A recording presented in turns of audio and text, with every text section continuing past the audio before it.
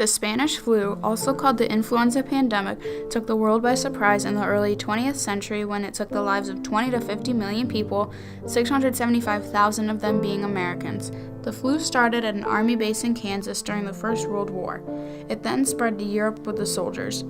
The lives of the soldiers living in trenches was very unsanitary, which made it easy for the flu to spread.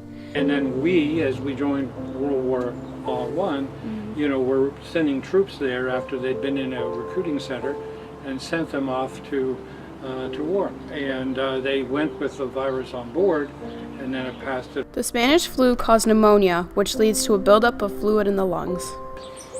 For the most part, these deaths occurred because of the reaction of the body to the flu.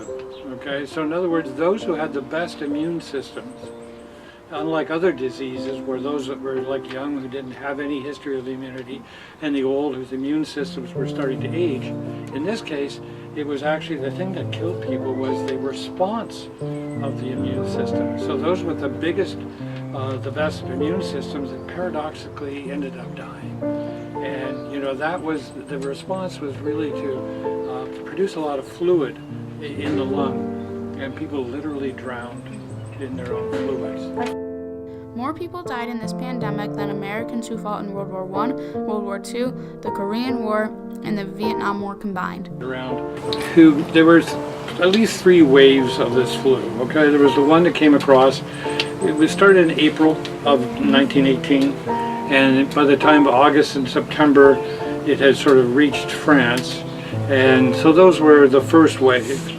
By September, the second wave came, and the second wave was, the first wave was like you and I would get maybe not even influenza, but just like a viral infection. We had fever, we felt lousy. We certainly couldn't go to war, but we were, not maybe life-threatening. But the next wave, of course, what always happens when something mutates, and the virus mutates, it mutates because the body is getting used to it, and it can't live there anymore because everybody's getting reduced, chance of infection. So it has to change in order to survive, and it does. It changes, and it becomes more deadly, and that's what happened. Doctors did not have all of the necessary knowledge and equipment to help people. A majority of the people who caught the flu had to stay at home with their families. Doctors did not have proper treatment and medication to fully recover patients. Person-to-person care as much as you could. A lot of, trying to keep fluids down into people. The very big paradox about the flu was that it was healthy people who got it worse. The characteristic of most diseases is it carries off the very young and the very old. And in fact, that's what happens to almost all diseases. But in this case, it was the healthier of people. Didn't seem to be many heroes, although obviously people who stayed and nursed people who were sick had to be some sort of hero, right? When you were seeing other people dying who stayed around sick people, and nurses and doctors and family members stayed and helped them. Isolation probably would have been your main way of dealing with things, and that sort of thing. Certainly they did have things like some aspirin or something like that to bring down fevers, and obviously various herbal things that they might have tried. The flu had quite a large impact on small Penn 250 cases of Spanish flu were reported in Penn. Dresden and Rushville were also largely impacted. 10 to 12 new cases were reported every day in Penn. There were only 2 doctors in Rushville who made 57 calls in one day. 4 doctors from Penn were serving in the Army, so there was a shortage of doctors.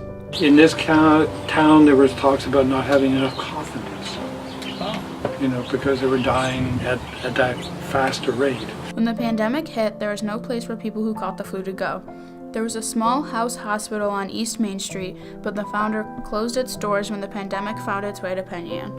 They closed down everything in the schools in this community, and including churches, including people, even theaters and gatherings of any sort. So this was an attempt they recognized that if people kept separate from each other, they wouldn't have as much of a chance of passing it along.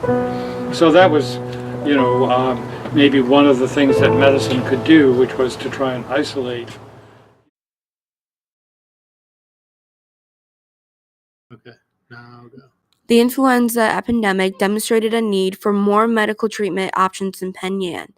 Meetings were held to begin planning for the hospital and financial backing was secured. By 1924, construction on the Soldiers and Sailors Hospital was completed and it opened its doors for patients.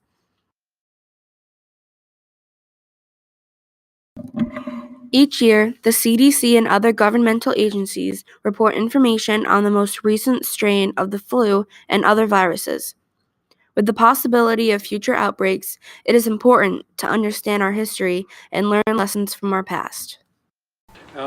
What happens when it comes again?